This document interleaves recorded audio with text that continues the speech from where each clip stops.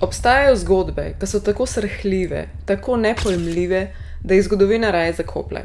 Zgodbe, ki se ne učijo v šolah. Zločini, ki presegajo celo tisto, kar si upamo predstavljati. Danes bomo govorili o japonski unit 731. Medtem ko so se oči sveta med drugo svetovno vojno obračale proti koncentracijskim taboriščem nacistične Nemčije, je na vzhodu, na japonskem okupiranem ozemlju Kitajske, delovala skrivna enota. Ne v senci, ampak v popolni temi. Tam niso izvajali samo eksperimentov na ljudeh, tam so preizkušali meje človeškega trpljenja. To je unit 731, unit 731, bila je resnična, delovala je več let in umrlo je tam preko 4000 ljudi, saj to je en tak uraden podatek. Pa ne umrli, te ljudje so umrli v največjih mukah. Kadarkoli ste mi napisali, ne govorimo o tej enoti skrivni, ko sem jaz to prebrala, sem bila ziher, da je ena urbana legenda iz Reddita. Ker sem na hitro včasih preletela in sem bila tako, ok, zveni grozljivo, ampak pač ne more biti res. Tukaj je grozljivo, tukaj je ogabno, res. Pač, če ste občutljivi, danes ta video bo za vas zelo težek. Zame je bilo to težko raziskovati. Torej, leta 1932 je Japonska okupirala en del Kitajske, ta del Kitajske je bil znan kot Mandžurija. In tam so potem postavili marionetno državo, ki se je imenovala Mančuko. Ampak za to območje so imeli prav poseben načrt, in sicer biološko vojno. A veste, ko smo rekli, da je biološka vojna tudi to, kar se je začelo s covidom, s korono, kada je bilo nekje namerno sproženo. Biološko basically pomeni, nimam definicije prav v glavi, nisem je prebrala, ampak preprost, vojna kot vojna, samo da ni z orožjem, ampak je biološko, z boleznimi, z nekaj, kar se zgodi telesu, da pač vseeno umre oziroma je unesposobljeno. Vse to je potekalo pod vodstvom generala Shiro Ishija. Shiro Ishija, ki je bil danes zelo zakopano ime, zelo pozabljeno, ampak on je bil nekako vodja, mastermind vsega tega. Bil je celo označen za briljantnega biologa, ampak istočasno najbolj brezčuten človek verjetno na svetu. Zdaj uradno je bilo to nekaj drugega itak, in sicer vodovodni in čistilni oddelek Kwantung vojsk. Torej, table gor in zapisi in podatki in informacije so bile, da gre pač za neko vodovodno čistilno stvar za vojsko. Nikakor niso takrat javno nobenemu povedali in tudi ne bi želeli, če ne bi bilo treba, da gre pač za dobesedne poskuse na ljudeh. Torej, govorimo o kompleksu, ki se je nahajalo, danes je večinoma zrušeno, ampak nahajalo se je na 6 kvadratnih kilometrih. In tam gor, če bi šli takrat, bi najdeli krematorije, celice za zmrzovanje, vam bom kasneje razložila, kaj vse od tega pomeni in koliko je res ostudno, tlačne komore, vivisekcijske sobe, tudi boste zvedeli, kaj to pomeni vivisekcija, in celo gas chambers, čeprav so zastrupitve rajba je delali kar na terenu. Vse boste zvedeli. Če se sprašujete, kdo so bile žrtve, vojni ujetniki, politični zaporniki, brezdomci, družine, matere, nosečence, otroki, civilisti, vsi. Še bolj grozljivo je, da so bili vsi te, ki so bili noter natlačeni v tem neke vrste taborišču, so bili označeni z besedo Maruto ali Maruta, ker za njih pomeni basically les ali pa hlod. Tako da za njih to niso bili ljudje, za njih so bili to poskusni eksperimenti, ki so jih imenovali hlod. Še enkrat poudarjam, ta video bo zelo grafično, saj opisno grafičen, tako da če ti je to težko poslušati, ker je vse resnično, ne poslušati. Začeli bomo z vivisekcijami, torej kaj ne bi bila vivisekcija. Pri njih so potekale vivisekcije brez anestezije. Ujetniki so bili razrezani živi.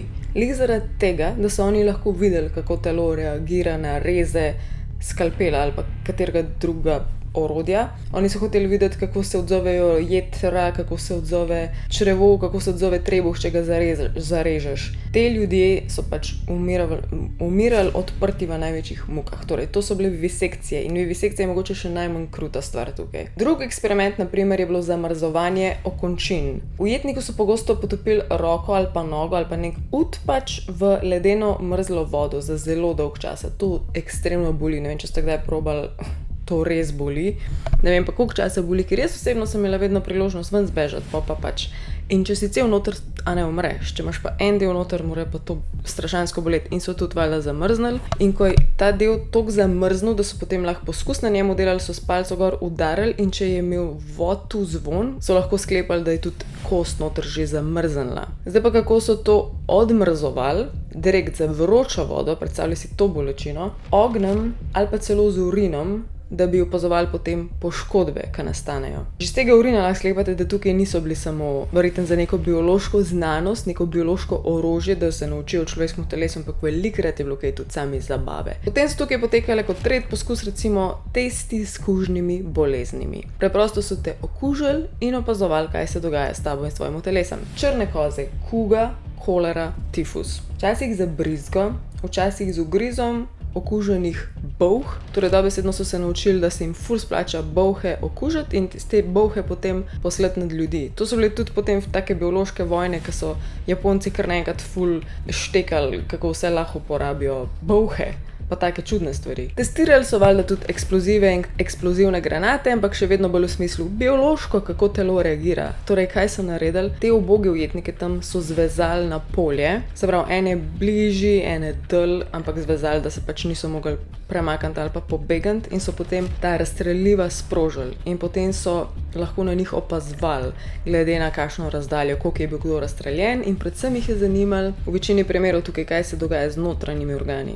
Pa so spet temečkrat razrezali na živo valjda in gledali kaj in kako. In mogoče še eden izmed najbolj grozljivih eksperimentov je pa poskusi na nosečnicah, ker jih je zanimalo, kako bodo bolezni in razne poškodbe in mučenja vplivala na otrokam, na zarodek. Še hujše je, da so jih včasih oplodili, če ženska ni bila noseča, so jo oplodili kar pazniki, tako da gladko najprej posilstvo in potem še okužiti njo in otroka. Začeli bomo res kruto, tako da bomo šli naprej še čez druge eksperimente, ki so jih tam počeli, pa nič manj kruti ne ratajo. Še en eksperiment je bila zamenjava krvi. Predvidevam, da so to najprej tako anestezijo imeli, ne anestezijo, ko se temu reče, ki gre v kri. Torej, prvi eksperiment, zamenjava krvi. Žrtvam so vzeli vso kri in jo nadomestili s konjsko, morsko vodo ali pa celo blatno vodo, da bi videli reakcije telesa. In te ljudje so umirali v agoniji, eni v nekaj minutah, drugi ful dalj časa. Telo je včasih dobesedno zavrelo od znotraj. Potem še ena stvar je bilo sevanje. To sevanje je bilo itak namerno sproženo, valjda so bili te ljudje brez zaščite, so mogli pač čim več sevanja dobiti,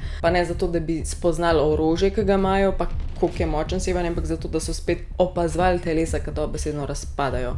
Ne vem, če ste gledali Černobil, tisti gasilci na začetku, ko so bili najbolj izpostavljeni temu grafitu, na začetku so potem dobesedno pač razpadli. Koža pade dol, pač sesuje se telo. It's terrible. Potem so pa opazovali posledice na reproduktivne organe, kostni mozeg in živčevje. Eksperiment številka 3 in tlačna komora. Zaprli so jih v hermetično zaprte kovinske komore in postopoma zniževali zračni tlak. Fun fact, but not so fun, jaz sem lihkar gledala tole serijo, amazing serija, in čez celo to serijo je noter ena ženska v taki tlačni komori ujeta in ji ves čas ta tlak nižajo ali višajo, znižujejo. In potem so lahko pri teh jetnikih opazovali izobčenje oči, krvavenje iz ust, iz ušes, raztrgana pljuča. In zdaj si predstavljaj človeka tam, ki je v taki agoniji, oni pa zunaj stojijo in ga noter gledajo, kaj se dogaja in zapisujejo vse, kar se zgodi, da imajo ga noter kakor eno laboratorijsko miš. Prej sem že govorila o zmrzovanju udov, pa amputacije valjda so bile tudi, ampak pogosto so to počeli tako, da so en ud istemu človeku odrezali in ga potem dali ali drugemu človeku, da so videli, če je sploh kakšna šansa, da se prime, ali pa istemu človeku na drugo stran, da so videli, če pač od istega telesa isti ud prime. Nekaterim so pritrdili zmrznjene ude na drug trup, da bi preverjala, bo telo zavrnilo lastno tkivo. Basically, kot Frankenstein so bili pač res sick. Zdaj gremo pa počasi v to, kako je to prišlo vsaj malo v javnost, kako so jih razkrili in kako se je nadaljevalo to, kakšni so bile kazni za te ljudi. It's terrible, pač kot službo. V glavnem, po kapitulaciji Japonske 1945 so zavezniki potem odkrili ostanke tega objekta. Torej, že takrat so oni vnaprej vse zrušili, zažgali čim več, pa pospravili, očitno so že pričakovali, da bo drugače prišlo na plano. Torej, uničili so vse skupaj tik pred prihodom Sovjetov. Je pa ostalo veliko teh opečnatih zidov, bilo je jasno, da se je tam nekaj dogajalo, ostalo je tudi veliko trupel. Potem so sklepali, da je bilo tam nekaj bizarnega in pa veliko zapisov. Ker je bila to neke vrste biološka vojna in so želeli te podatke, kaj se s telesom dogaja, to je bil cel point, razen tega, da so bili kruti as hell, so te zapisi ostali kot neka vrednost od teh ljudi, ker drugače zakaj bi jim vse to naredila, ne? Ampak zgodilo se je nekaj neverjetnega, pač jezni boste tudi vi, še vedno je to zelo neznana stvar, ampak te ljudje in ta Shiro, ta glaven, ki je to vodil, niso bili nikoli kaznovani. Takrat je bil en Američan, oziroma Američani nasploh, general je bil takrat Douglas MacArthur, so želeli te podatke o biološki vojni. Želeli so te podatke, kaj so oni razbrali, rekli so, to je veliko več vredno, kakor pa to, da so oni kaznovani in ne vem, da bi iskali neko pravico. Mi raje dobimo te njihove podatke od njih in jih pač pustimo primer. Tako da ta Shiro, ki je bil glavni za te stvari, je naprej normalno in mirno živel v Tokiu. Nikdar ni bil kaznovan. S tem, da kakšni tisti zdravniki, ki so tam bili, biologi, kakorkoli že znanstveniki, so dobili še kakšne visoke položaje v kakšnih drugih. Naprej so normalno delali na visokih položajih. A se predstavljate, isti človek je bil tam sposoben ubiti tisoče ljudi.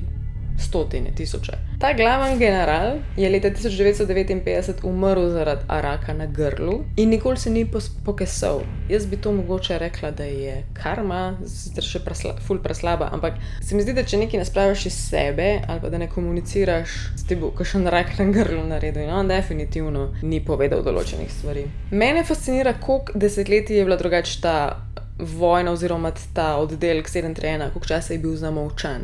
Pač več desetletij, noben ni nič rekel. Meni je to noro, da se ni eden najdel, ki je te grozote gledal in je že vmes pač šel in povedal vsem. Ful mi je nenavadno, res.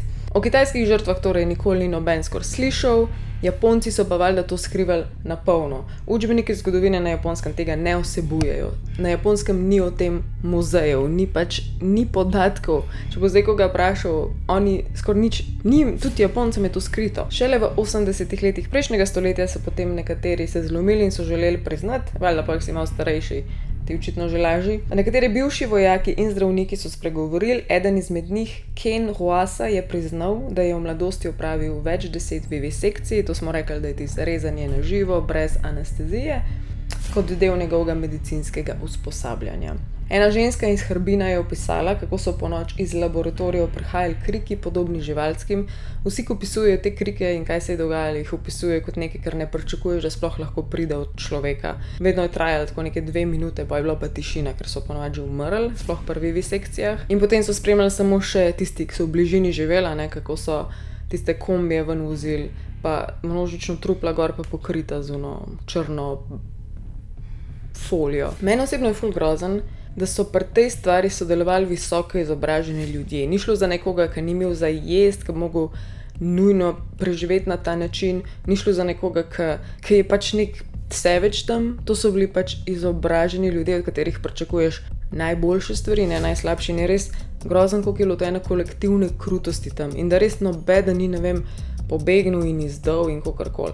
Skratka, do danes Japonci uradno niso priznali Unit 731 kot vojni zločin. Ni spomenikov, ni nacionalnega opravičila, večina Japoncev zato nikoli ni slišala. V kitajskem Harbinu pa danes stoji muzej. Memorial of the Site of Unit 731, kjer so ohranjeni ostanki laboratorijev in razstavni prostori s fotografijami, instrumenti, pač tako, ko greš lahko v Auschwitz pogledat, tole lahko vidiš, po mojem mora biti grozen. Leta 2002 je celo japonsko sodišče, samo tako na sodišču, pa zelo nejavno priznalo, da se je to dogajalo, ampak so rekli, da niso odgovorni do teh žrtev, ker pač pravno niso bili Japonci, bili so pač tujci. V glavnem obupno, grozljivo, nagraužno. Še ena taka izjava Američanov je, ki so tako razmišljali po več mesecev recimo zasliševanja teh Japoncev, ko so sodelovali pri Unit 731. Ameriške sile so več mesecev zasliševali te Japonce, te, ki so sodelovali pri projektu 731 in sklep na koncu je bil tole. Rekli so, vrednost teh informacij presega vsa etnična vprašanja.